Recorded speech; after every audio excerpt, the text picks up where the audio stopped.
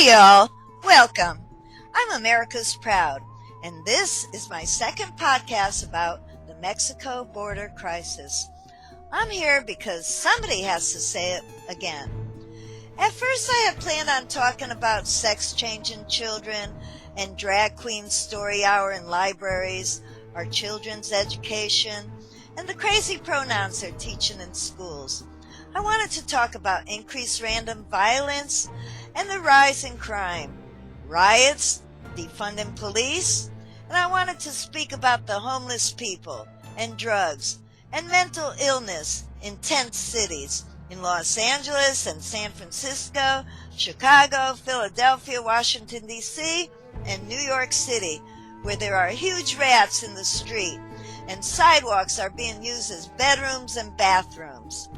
And I wanted to look further into the Keystone Pipeline, gas prices, climate change, and our economy, inflation, the food industry, and the food shortages, pharmaceutical companies, socialism and communism, and maybe even protecting the integrity of our elections. But I'm not going to do all that. No. Instead, I feel an urgency that the public needs to know now. We cannot have national security without border security. That's just good common sense. I'm saying it, but for some crazy reason, people aren't getting it. Is the border secure? No, of course not. We are being lied to. This episode is about thousands of people coming in every day. Every day. Not to mention the massive amount of drug smuggling and women and children sold for sex slavery, and the rapidly increased amount of overdose and accidental deaths in the U.S. from fentanyl.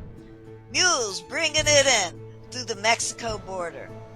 Is it true that fentanyl is made in Asia? Just wondering. Fentanyl is the #1 cause of deaths for ages 18 to 45. More deaths than COVID. People you know and people I know have been poisoned from fentanyl. Millions of fentanyl pills and thousands of pounds of fentanyl powder are coming in over the border. It's a very dangerous time right now. The cartels are becoming billionaires. And our greatest enemy, they have a free pass in. Shelters are at the overcapacity. Our border towns are overwhelmed and in dire conditions. And there are people out there that actually want to give the illegal immigrants the right to vote. Why are there open borders? My guess is because the illegal immigrants work for lower wages. Now, the migrants are getting transportation, money, food, shelter from our tax dollars.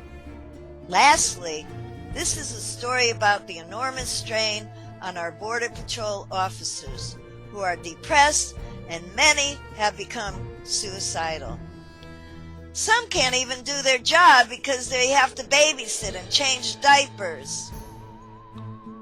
Makes you wonder how many migrants are found abandoned for dead. Where are those who didn't make it across the river? Where are they being buried? I'm guessing in unmarked graves. Children disappear. Have they become organ donors? Just saying. They catch people coming in who are on a terrorist watch list. The world has become a very scary place. In my opinion, between the fentanyl, suicides, murders, and the abortion thing, depopulation is in full swing, here and now.